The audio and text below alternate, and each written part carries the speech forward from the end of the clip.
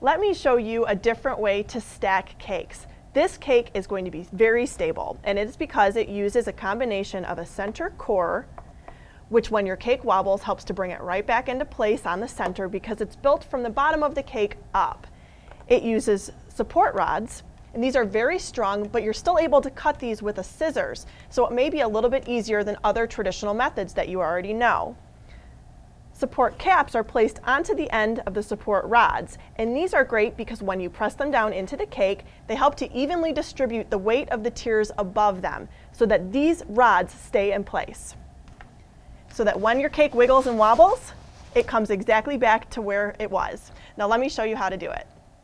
Here's what you'll need: center core rods, support rods, and support caps.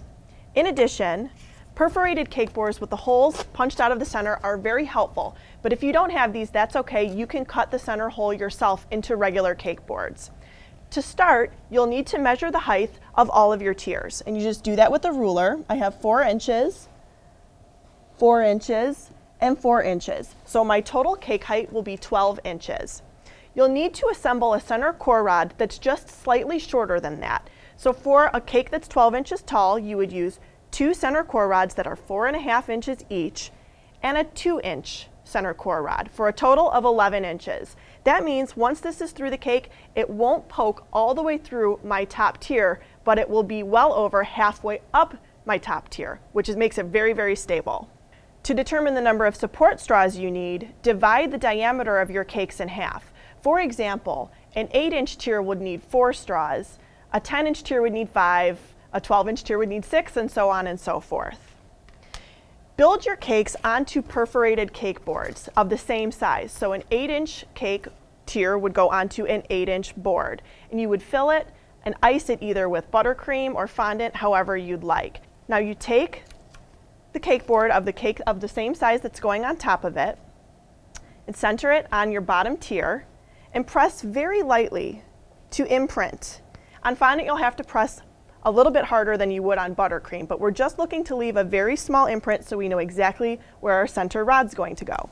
Because I have a fondant cake here, I want to make it easy for my center core rods to go through, so I'm just going to take a small paring knife and cut away the fondant inside of the perforation, just a little dot like that, so that my center core rod can go down very smoothly and easily without messing up my fondant on top.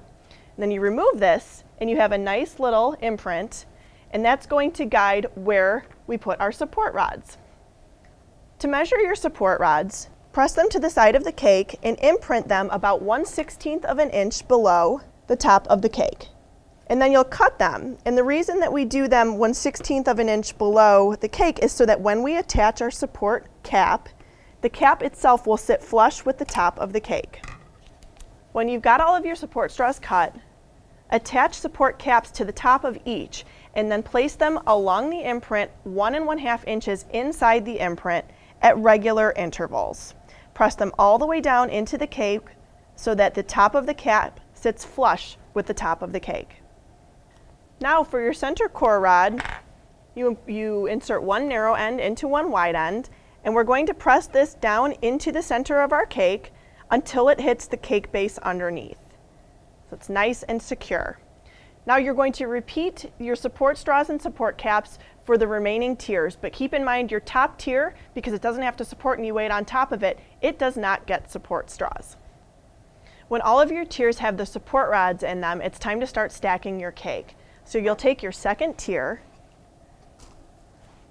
and align the hole in the board underneath with the center rod and slide the cake down over the rod. Now, if this happens, which it probably will, don't worry, just take off the excess, scrape away any extraneous crumbs. This isn't bad because my next cake is going to go on top of it anyways. Now we're going to attach our center core rod here so that it is attached firmly to the center rod underneath it. We're going to repeat with our top tier here, aligning the hole in the bottom cake board and sliding it down gently. So as you can see, our center core rod is nicely hidden inside of our cake. It doesn't come out the top, but it makes the cake super stable and very sturdy and very easy to transport no matter how far you have to go. For more information, visit wilton.com.